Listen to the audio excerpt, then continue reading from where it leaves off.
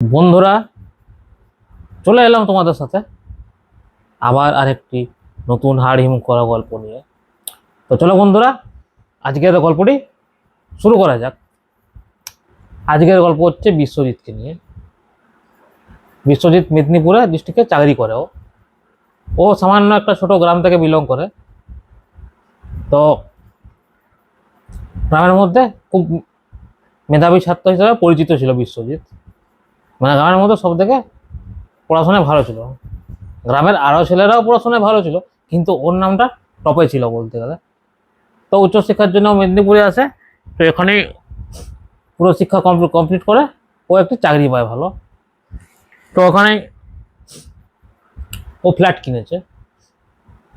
Flat কিনে অনেকদিনও আছে।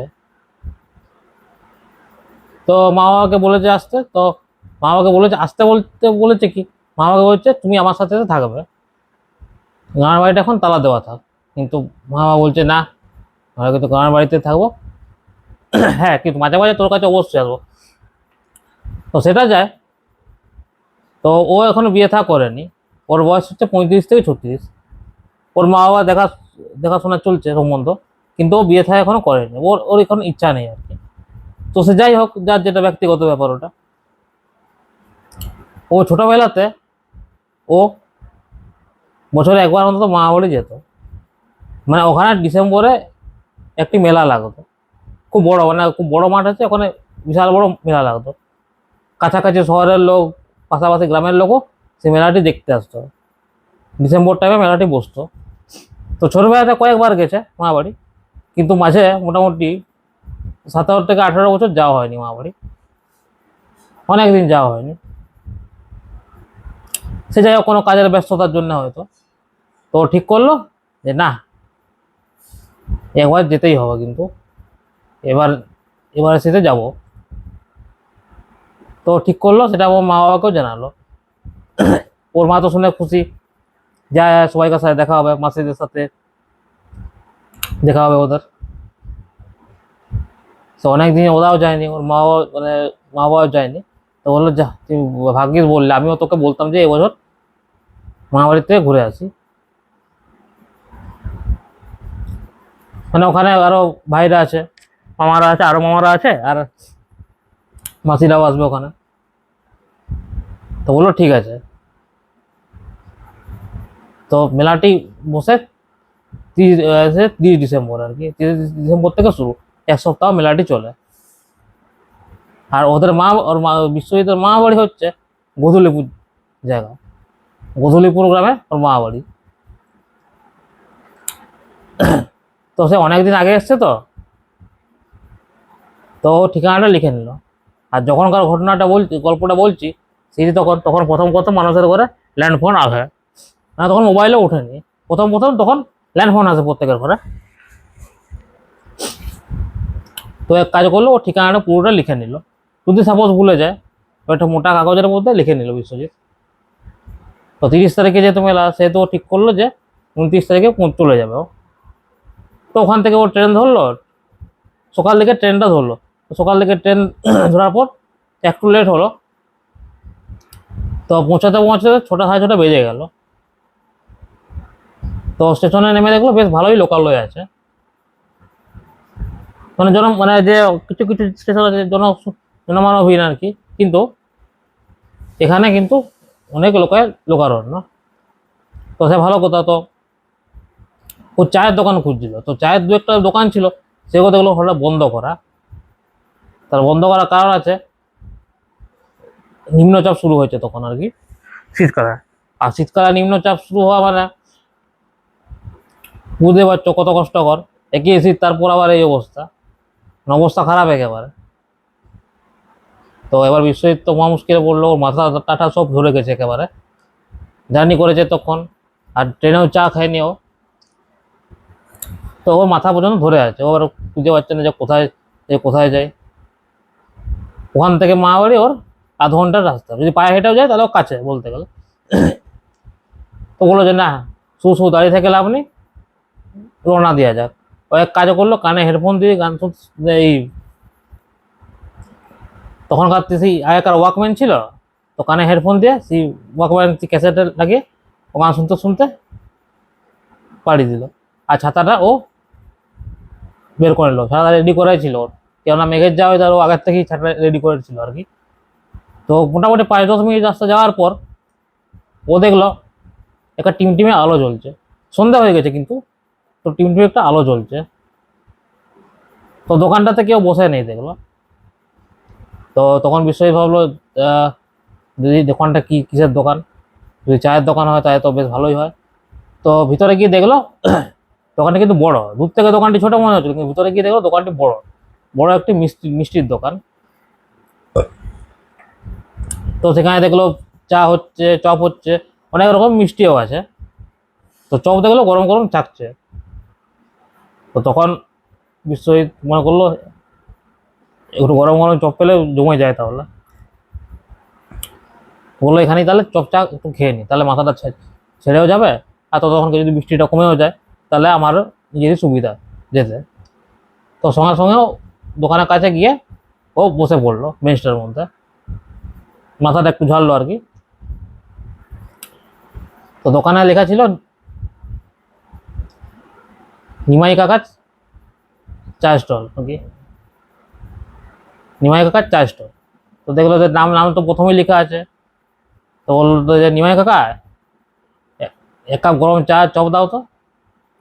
তো তখন নিমাই কাকা দেখলো যে কি রে বাবা, তুমি আমার নাম জানলে কি করে, তোমাকে তো এই তোল্লাটা কখনো দেখিনি। তো বললো এত বড় বোর্ডে লেখা আছে কাকা, তো চিনতে পারবো না। বললো আচ্ছা, তখন একটু হাসলো আর কি। তো নিমাই কাকার বয়স মোটামুটি 60 থেকে 65 প্রায়, পাতলা পাতলা, খরচা করে। তো বললো যে বাবা তোমাকে তো আগে কোনোদিন দেখিনি, তোমার কোনো আত্মীয়র বাড়ি কি এখানে? তো বললো হ্যাঁ, আমার মা বাড়ি ওই যে দুর্গা মন্দিরটি আছে গ্রামের, তার পাশে হচ্ছে মা বাড়ি আমার। তো তখন বললো ও আচ্ছা আচ্ছা আচ্ছা, বুঝতে পেরেছি, তাই তুমি ওস্তাদ বাবুর ভাগনা আর কি? বলে হ্যাঁ হ্যাঁ, আপনি ঠিক ধরেছেন, ঠিক ধরেছেন। তো বললো যে আমি গ্রামে ছোটবেলাতে অনেক এসছি, মেলাও দেখেছি, কিন্তু মাঝে প্রায় 17 থেকে 18 বছর আমার আসা হয়নি। তো অনেক দিন পর আমি এলাম, আমি মেদিনীপুরে চাকরি করি। বল বাহ, ভালো ভালো, অনেক ভালো ভালো, খুব ভালো। তো বলো দাঁড়াও, বসো বাবা, একটু চপটা হয়ে যাক, চাটা হয়ে যাক, তারপর একবারে তোমাকে দিচ্ছি। বললো বললো ঠিক আছে কাকা, তাড়াহুড়ো করে করার দরকার নেই, আপনি আস্তে আস্তে চাটা করুন। তারপর কিছুক্ষণ পর চা আর চপ দিল। তো চপের টেস্টও খুবই সুন্দর, আর চা দুর্দান্ত। তো চাটা আর চপটাকে ওর মাথা পুরো একদম ছেড়ে গেল, মানে পরিষ্কার একদম ফ্রেশ হয়ে গেল। তো দেখলো বাইরে কিন্তু বৃষ্টি পড়েই যাচ্ছে, আর খুব বেড়ে গেল বরং বৃষ্টিটা। তো বললো যে কাকা একটা বললো, কথা বললো, কিছু মনে করবেন না? বললো হ্যাঁ বাবা বলো। তো তখন বললো যে যা বৃষ্টি পড়ছে কাকা, একটু এখানে বসে ওয়েট করতে, মানে বুঝতে পারি, কেননা যা বৃষ্টি পড়ছে ছাতা নিয়ে বেরালেও ভিজে যাবো আমি। তো কাকা আপনি যদি কিছু মনে না করেন, আমি ওখানে কিছুক্ষণ বসছি। বললো যে হ্যাঁ বাবা, কোনো অসুবিধা নেই, বসো বসো বসো, কোনো অসুবিধা নেই। তারপর কিছুক্ষণ পর বিভিন্ন রকম গল্প করতে করতে হঠাৎ একটা প্রসঙ্গ চলে এলো, হট করে কোত্থেকে, যে বাবা তুমি ভূতে বিশ্বাস করো? তখন বিশ্বজিৎ একটু অবাক হয়ে গেল যে কোথা থেকে কোথায় চলে এলো গো, আমি তো মা বাড়ির গল্প করছিলাম, কাকা আবার হট করে ভূত কোত্থেকে তিনি চলে এলো।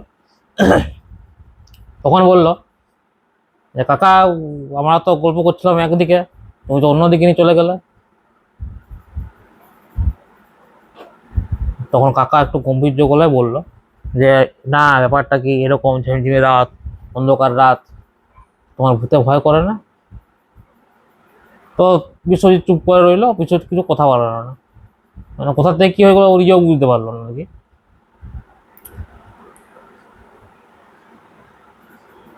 তো তখন কিছুক্ষণ পর আবার কাকা কিন্তু স্বাভাবিক হয়ে যায়, বলছে না না এমনি তোমাকে বলছিলাম আর কি। তো বললো যে কাকা ভূতের প্রসঙ্গ বললো কেন? তখন কাকা একটু গম্ভীর্য গলায় বললো যে আর বলো না বাবা, আমার জীবনে ঘটে যাওয়া একটা ঘটনা হঠাৎ মনে পড়ে গেল। তো তখন কিন্তু বিশ্বজিৎ একটু বড় বড় চোখ করে বললো যে কাকা কি ঘটনা বলো তো। এখন তো বাইরে বৃষ্টি পড়ছে, তো এমনিতে তো বসে আছি, তা তুমি তোমার গল্পটা বলো, ঘটনাটা। তো তখন কাকা একটু একটা দীর্ঘশ্বাস ফেলে শুরু করলো ব্যাপারটা। তখন বলে উঠলো যে আমার বাবা ছিল এই গ্রামের নামডাক করে লোক। আমার বাবাকে সবাই মানত, মানে বাবার উপরে কেউ কথা বলার গ্রামের লোক কিন্তু ছিল না। আর বাবাকে সবাই কিন্তু মান্য গণ্য কিন্তু করতো খুব, বাবাকে মাকে। তো আমি বাবার একমাত্র ছেলে। তো ঘটনাটা ঘটেছিল অনেকদিন আগে, তখন আমার কম বয়স, তখন 30 কি 32। তো তখন আমাদের গ্রামে, তুমি হয়তো মনে আছে কি জানি না, আমাদের গ্রামের শেষ প্রান্তে একটি ছোট পুকুর আছে। পুকুরটি জল ঘোলাটে, মানে অদ্ভুত রকমের টাইপের পুকুরটা একটু। পুকুরে মাছ দেখা যায় ঝাপসা ঝাপসা ভাবে, কিন্তু পুকুরটি পুরো ঘোলাটে। কিন্তু পুকুরটির একটি বদনাম আছে, পুকুরটিতে নাকি ভূত আছে, জলপিশাচ আছে পুকুরটিতে। আর পুকুরটির নাম হচ্ছে কালো দিঘি। কালো দিঘি নাম দিয়েছে সবাই ওখানকার। তো বলে নাকি জলপিশাচ বাস করে একটি এই পুকুরটির মধ্যে। 4-5 জনকে নাকি ওই পুকুরে ভাসতে দেখা গেছে, মানে ডেড বডিটা তাদের ভাসতে দেখা গেছে। তো আমার বাবা এই ভুট্টুতে কিন্তু বিশ্বাস করতো না, মানে কোনো কেয়ারই করতো না এই বিষয়ে আর কি। তো বাবা তো মাঝে মাঝে পাশের গ্রামে যেত, শহরেও যেত সাইকেল নিয়ে, তখনকার তো সাইকেলই ছিল। তো একদিন হঠাৎ বাবা পড়ে যায় সাইকেল থেকে। তো বাবার চারিদিকে কাদা লেগে যায়, মানে জামা কাপড় নোংরা হয়ে যায় একেবারে আর কি। আর কাকতালীয় ভাবে পড়েছিল ওই কালো দিঘির পুকুরের সামনে। তো বাবা কিন্তু ভূত পেতে যেহেতু বিশ্বাস করতো না, বাবা দেখলো যে কাছে পুকুর, এখান থেকে জল নিয়ে একটু পরিষ্কার করে নিয়ে জামা প্যান্ট। তো ওই পুকুর থেকে জলটা নিয়ে জামা প্যান্ট একটু ছিটিয়ে নিল, পরিষ্কার হয়ে গেল। তারপর থেকে ঘটলো অদ্ভুত ঘটনা। বাবা বাড়িতে এলো, বাড়িতে এসে কেমন যেন একটু শান্ত টাইপের হয়ে গেল, মানে অদ্ভুত টাইপের আর কি। নাহলে বাবার এমনি সময় গলার জ্বর প্রচন্ড হয়, কিন্তু এখন যেমন শান্ত কেমন যেন হয়ে গেছে। মায়ের সাথেও ঠিক মতো কথা বলে না, আমার সাথেও ঠিক মতো কথা বলে না। তো গ্রামের লোকে একটু আশ্চর্য হয় যে যে নারায়ণবাবু নারায়ণবাবু যে এত ডাপুটে লোক ছিল, এখন তিনি কোথায় বলেন না কারোর সাথে বেশিভাবে। তো অনেকে এটা তো মানে খুশি হয়েছে, মানে অনেকে তো বাবার মুখের উপর কথা বলতে পারতো না, তো অনেকেই খুশি হয়েছিল এটাতে। সে যাই হোক, মা রত্না দেবী তখন বললেন যে কিছু একটা ব্যাপার, হয়তো কোনো ঘটনা ঘটেছে। মা কিন্তু এই অতি প্রাকৃতিক শক্তিতে বা ভূতের কিন্তু বিশ্বাস ছিল হালকাভাবে। তো মা সন্দেহ করেছিল যে কিছু একটা হয়েছে হয়তো। যখন এই পুকুর থেকে হাত পা ধুয়ে এসছো, তখনই কিন্তু তোমার এই অবস্থা হয়েছে। তো তারপর একদিন ঘটনা ঘটলো 2-3 দিন পরে। রাত 1টা-1:30টার সময় আমি ঘুমোচ্ছিলাম। ঘুমোতে ঘুমোতে দেখি হঠাৎ বাগান বাড়ির দিকে একটা কড়মড় করে একটা আওয়াজ আসছে, মানে কেউ যেন মাংস চিবোচ্ছে আর কি। মাংস চিবোলে একটা কড়মড় করে যেমন আওয়াজ আছে, ঠিক সেই রকমই একটা কড়মড় করে আওয়াজ আসছে, কিন্তু জোরে জোরে আওয়াজটা আসছে। তো আমার ঘুমটি ভেঙে গেল। ঘুম ভেঙে টর্চ লাইটটা আস্তে করে জ্বালিয়ে দেখলাম বাগান বাড়ির দিকে কেউ যেন বসে আছে, মানে বসে কেউ যেন কিছু খাচ্ছে আর কি। তো কিছুটা যাওয়ার পরে দেখছি বাবাকে, বাবা কড়মড় করে কাঁচা মাংস খাচ্ছে, আর চোখগুলো লাল হয়ে গেছে টকটকে একদম। তো এটা দেখে তো আমি প্রচণ্ড চিৎকার করে উঠি, মা বলে চিৎকার করে উঠি। তখন মা সঙ্গে সঙ্গে তড়িমড়ি করে আমার কাছে আসে, তখন মাকে দৃশ্যটা দেখায়। তো মা ওই দৃশ্যটা দেখে তো প্রচন্ড ভয় পেয়ে যায়, কিন্তু কোনো রকমের সামলে আমাকে নিয়ে হাত ধরে ঘরের ভিতরে নিয়ে চলে যায়। তারপর একটা রুমের মধ্যে বন্দি করে দেয়, মানে মা আর আমি একসাথে, মানে ঘরটাকে ছিটকিয়ে দিয়ে দিই। তারপর আসে ঠক ঠক জোরে জোরে আওয়াজ আসে, দরজা খোল, দরজা খোল, দরজা খোল। তো আওয়াজ শুনে স্পষ্ট বোঝা যাচ্ছে এটা কোনো মানুষের শব্দ হতেই পারে না, এ নিশ্চয়ই তোর বাবার উপর কোনো ভূতের বা পিশাচের ভর করেছে। তো সারা রাত ওইভাবে ঘুম তো এলোই না, বসে থাকলাম। ভোরবেলায় উঠে কপারটা যখন খুললাম, তখন দেখলাম বাবা অজ্ঞান হয়ে পড়ে আছে। মা তখন জল টল দিল, একটু মুখে ছিটালো। মা তো জানে এটা যা কাণ্ড করেছে, এটা ওর বাবা, এটা তোর বাবা নয়, এটা নিশ্চয়ই সাক্ষাৎ কোনো পিশাচ। তো এবার বললো যে তাহলে এক কাজ করা যাক, গ্রামের যে ঠাকুর মশাই আছে ওনাকে এবার ডেকে আনা হোক। তো পরের দিন মন্দিরে গিয়ে রত্নাদেবী পুরো ঘটনাটা বলে। তখন ঠাকুর মশাই বললেন যে ঠিক আছে, আমি একটু পরেই যাচ্ছি, দেখছি তোমাদের বাড়িতে কি ব্যাপারটা হয়েছে। তো বাড়িতে এসে প্রথম কিন্তু বলে যে এই পুকুরের ঘটনাটি বলে, যে পড়ে গেছিলো, দিয়ে হাত পা একটু ধুয়েছিল পুকুরের জল থেকে।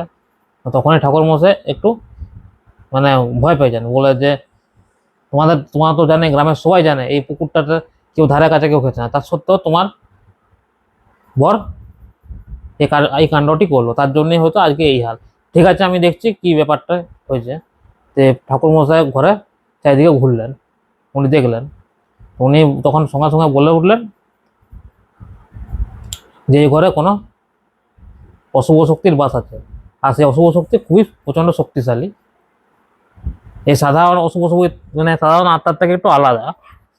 তো দেখছি কি করা যায়। তো বাবা তো ঘরে শুয়ে আছে। তো হঠাৎ করে বলল ঠাকুরমশাই যে ওনার হাত পাগুলো বেঁধে দাও, নারায়ণবাবুর হাত পাগুলো শক্ত করে বেঁধে দাও।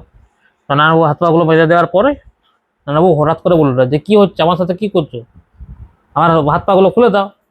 মানে ছটফট করছে যেন ওঠার জন্য। তো তখন ঠাকুরমশাই কিছু মন্ত্র বললেন।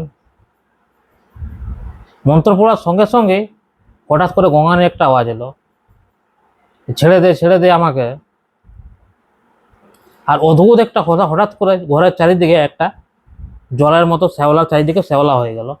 তো সেটা চোখের সামনে দেখে তো মানে মানে বিশ্বাস করতে মন যাচ্ছে না, কিন্তু তাও যেন কিছু একটা মানে হঠাৎ করে কেউ যেন কোনো একটা অন্য জগতে যেন চলে এলো, চারিদিকে যেন সে ঘোলা জল হয়ে গেল।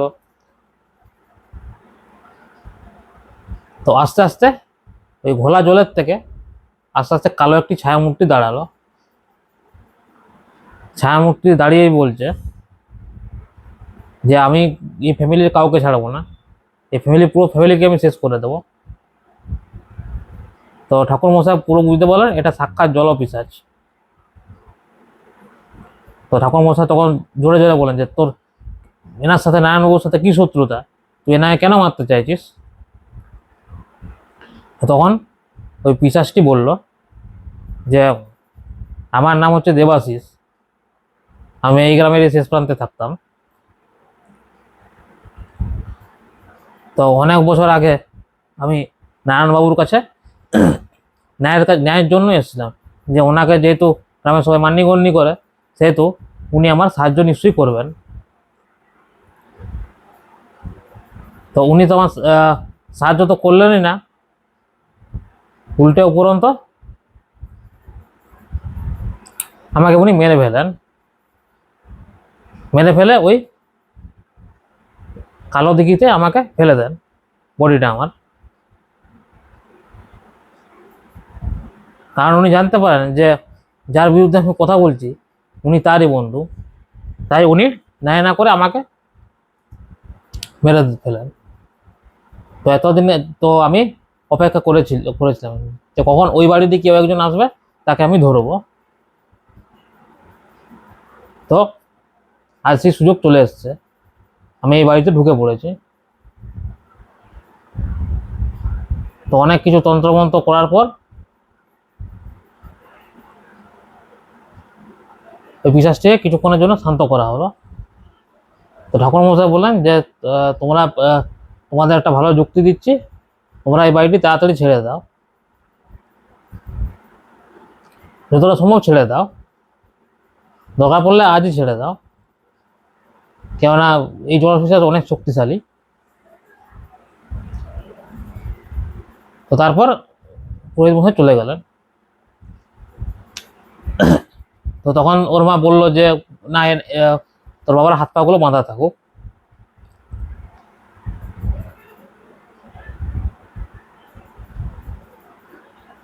আর সেই দিনই ঘটলো অদ্ভুতের ঘটনা, এক মর্মান্তিক ঘটনা। ওই পুরো বাড়িতে পরের দিন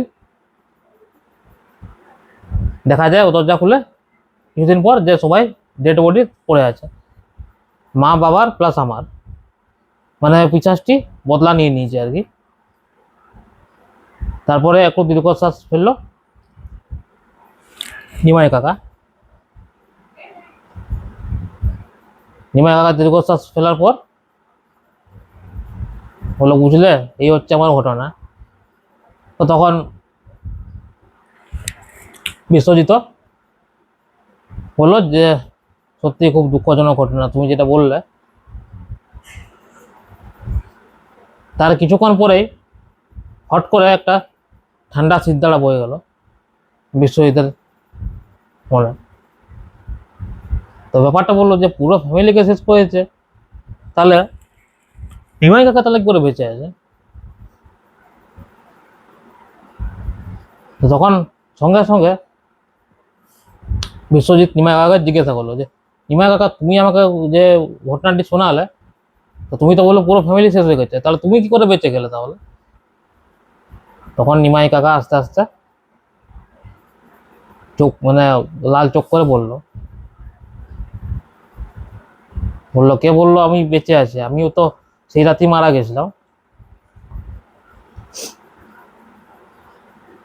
তারপরে আস্তে আস্তে সে বিকট এক হাসির শব্দ শোনা গেল। তখন ওইদিকে প্রচন্ড বিকট হাসি।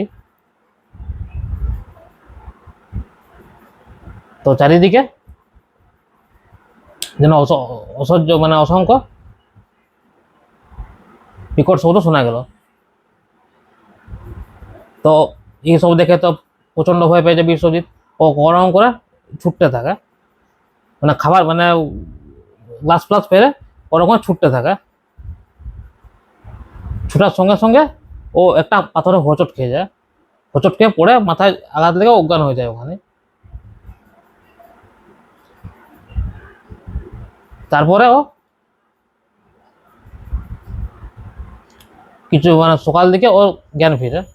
আর জ্ঞান যখন ফিরে ও দেখে ওর মা বাড়িতে শুয়ে আছে, গ্রামের কিছু লোক আছে আর বাকি যে ভাইরা মাসিরা আমারা আছে, তারা ওকে চেয়ে তাকিয়ে আছে।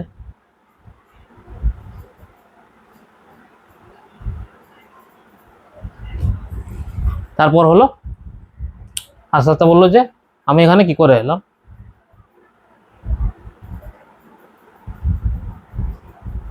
তো আগের দিনে পুরো ঘটনাটা বললো। তখন সবাই তো একে অপরের মুখ চাওয়াচাই করছে, ওর মাও মুখ চাওয়াচাই করছে। তো বললো যে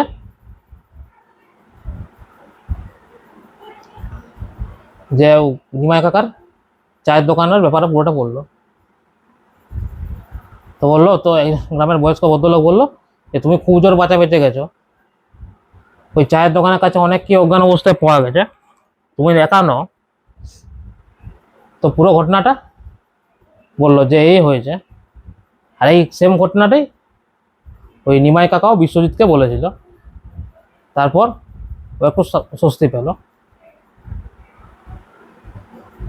তো বন্ধুরা, আজকের গল্পটি তোমাদের কেমন লাগলো তোমরা কিন্তু কমেন্ট করে অবশ্যই জানাবে।